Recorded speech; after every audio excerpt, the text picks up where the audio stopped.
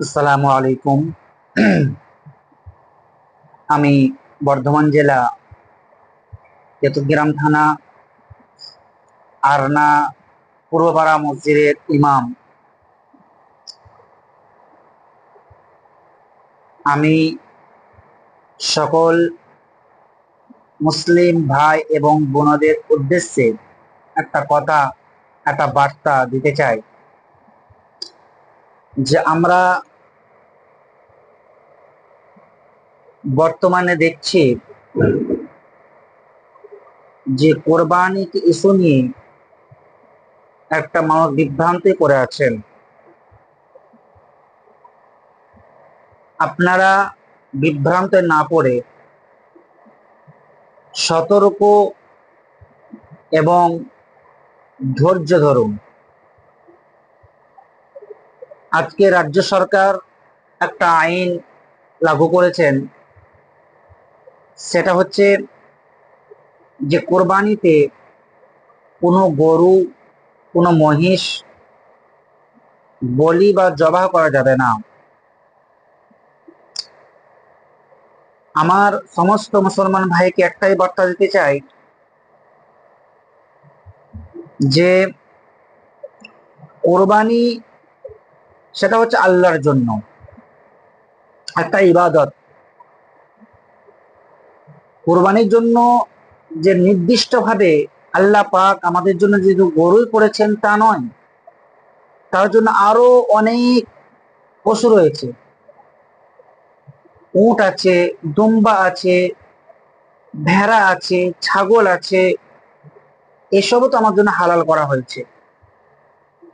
তো আমরা গরু কোরবানি দেওয়া থেকে আমরা বিরত থাকবো, কেননা আইন নিজের হাতে আমরা নেব না। আমরা আইনকেও নিজের হাতে তুলে নেব না।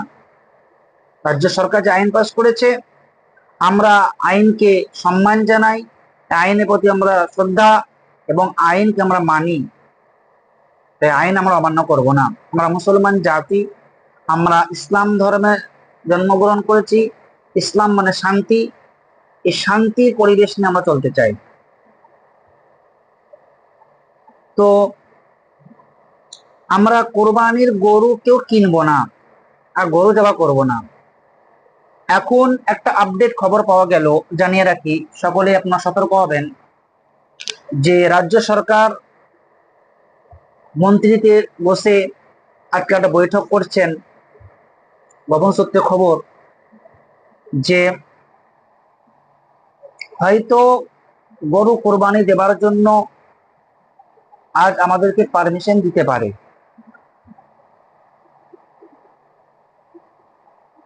এটা একটা চক্রান্ত হতে পারে যে আজ যে সমস্ত ঘুষেরা, আমার হিন্দু ভাইয়েরা গরু পুষে, তারা আজকে বিভ্রান্তি পড়েছেন, অনেকে মারা যাচ্ছেন।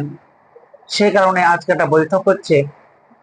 হয়তো আমাদেরকে বলবে, হ্যাঁ তোমরা কোরবানি দিতে পারো, কোরবানি দেবে, কিন্তু সতর্ক, এটা চক্রান্ত হতে পারে যে কোরবানি আমরা দেবো বা আমাদের পারমিশন দিল, আমরা গরু কিনে নিলাম, কিন্তু গোপন সূত্রে খবর এটা হতে পারে যে কোরবানি আগের দিন রাত্রি, চাঁদ রাত, সেই দিনকে আপনার পাড়ায় পাড়ায়, বাড়িতে বাড়িতে পুলিশ প্রশাসন এবার সিআরএফ দিয়ে বাড়িতে বাড়িতে টহলদারি হবে। তখন কিন্তু আমরা সে চক্রান্তে ফেঁসে যাব, আমরা বিভ্রান্তই অশান্তির মধ্যে পড়ব। তখন আমরা ভেবে আর কোনো কুল হবে না। তাই আমাদেরকে যে কোরবানি গরুই দিতে হবে এটা কোনো কথা নয়। ছাগল আছে, ছাগল দেবো, মহিষ দেবো না।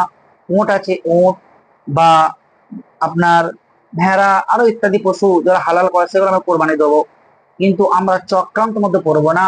আমার বলার উদ্দেশ্য এটাই যে আমরা কেউ বিভ্রান্তে না পড়ে আইনকে মেনে আমরা গরুকেও কিনবো না আর গরু কোরবানির জন্য পদক্ষেপ নেবো না। যদিও রাজ্য সরকার যদি অনুমতি দেয়, তারপরেও কিন্তু আমরা এই বছর কমসে কম আমরা গরু কিনবো না এবং গরু কোরবানি দেবো না। কেন একটা চক্রান্ত হতে পারে মুসলমানদের ফাঁসানোর। আজকে আপনি টাকা দিয়ে গরুটা কিনে নেবেন, কিনে নেবার পরে তখন হয়তো দেখা যাবে যে আপনার কোরবানি আগের দিন রাত্রে এসে আপনার বড় চাপ, প্রশাসন তরফ থেকে একটা চাপ আসতে পারে, তখন আপনি বিভ্রান্তি পড়বেন। আমার সমস্ত মুসলমান ভাইরা, আমার বোনেরা, এই চক্রান্ত থেকে হেফাজত হব, এই চক্রান্ত থেকে আল্লাহ পাক যেন হেফাজত করেন।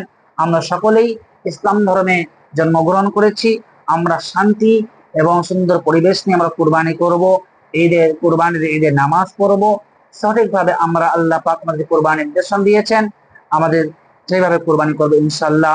আল্লাহ সকালে আমাদের হেফাজত করুন এবং এই চক্রান্তকে হেফাজত করুন এবং আমার সমস্ত মুসলিম উম্মাদেরকে হেফাজত করুন।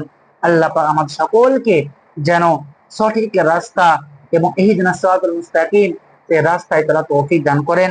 আসসালামু আলাইকুম ওয়া রাহমাতুল্লাহ।